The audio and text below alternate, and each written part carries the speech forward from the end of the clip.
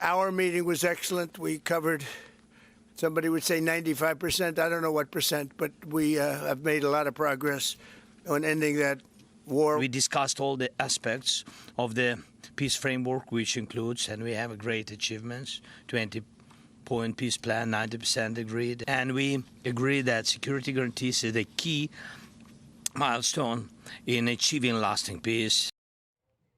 Well, President Trump confirming yesterday a deal to end Russia's war on Ukraine is closer than ever to cap off a year of what he calls impressive foreign policy peace deals.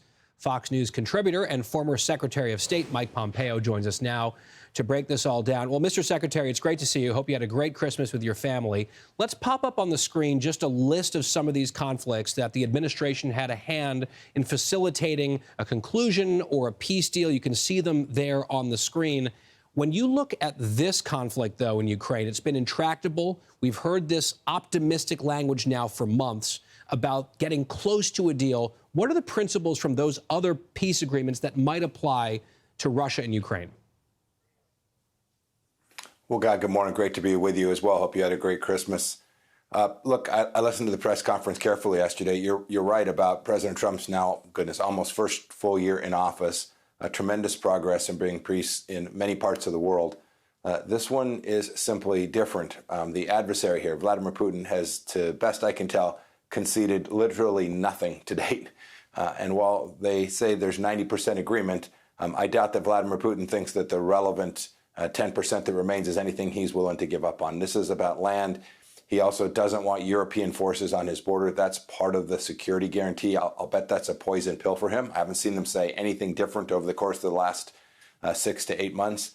I think in the end, Vladimir Putin's going to need to be hit with a lot bigger stick before he's prepared to actually come to the negotiating table in a serious way and do the simple thing of laying down his weapons and stop this aggression, the killing of Ukrainian children, Christians in Ukraine, all of the things we've seen for what is now just, goodness, almost the last 4 years. Yeah, I think that's the key piece of this, Mr. Secretary, because we can get nice words out of the U.S. side and the Ukrainian side and talk about, land deals and security guarantees. All of that, to me, seems moot if the forces that started the war, i.e. Russia, have no interest in seeking peace. I mean, there's one thing to talk about actions. I think even in words, we don't really get very much from the Russians about wanting to end the war that they started. How does that change? What's the bigger stick you're talking about?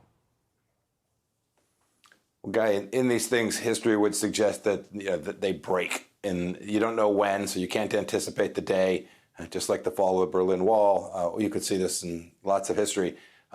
Perhaps the Russians are closer to breaking than we can see, but your point is very well taken. Neither their rhetoric, their words, nor their actions, the strikes in Ukraine, give any indication that they're remotely interested in giving up anything, any concession whatsoever. The way this ends is when the Ukrainians continue to do the necessary, defend themselves, and also make deep strikes against Russian military assets. So think oil fields, think refineries, think munitions plants, think all of the things that build out their war machine and have been built up so dramatically over these last 4 years. I saw reporting that suggests that some 15 to 20% of the Russian energy infrastructure has been destroyed or has been taken offline. It will be those kinds of things that ultimately convince Putin that the benefit of peace is greater than the cost of continuing. Almost 1 million Russians casualties. Think about that. 145 million or so people in Russia. That's half the size of the United States. So the equivalent of 2 million American casualties would be the rough number. My state of Kansas is about two-thirds. That's about two-thirds the size of the state of Kansas. The math is getting worse for him. I suspect it's going to have to get a lot worse, and the Ukrainians are going to have to stay at it.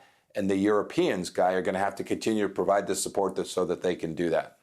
Mr. Secretary, very quickly, President Trump, Prime Minister Netanyahu meeting today. What are you looking for there? I think Prime Minister Netanyahu is going to say the obvious to President Trump. The Iranians aren't going away either. Hamas isn't going to lay down its weapons peacefully. Hezbollah is not going to stop being a terrorist organization. And the regime in Iran is going to try to rebuild everything that President Trump destroyed back in Operation Midnight Hammer. I think he's going to lay out those facts. And I think he's going to make the case that continued vigilance and indeed perhaps military strikes will be necessary. Okay, we've seen this before. If you walk away from these problems, the bad guys aren't going to change. And the good guys, the Israelis, the Americans, our Gulf Arab partners, all need to put pressure on Tehran so they can't rebuild against all the work that's been done under President Trump's leadership this past 12 months. Mike Pompeo, Mr. Secretary, good to see you. Thank you. Thank you, Guy. I'm Steve Doocy. I'm Brian Kilmeade. And I'm Ainsley Earhart. And click here to subscribe to the Fox News YouTube page to catch our hottest interviews and most compelling analysis.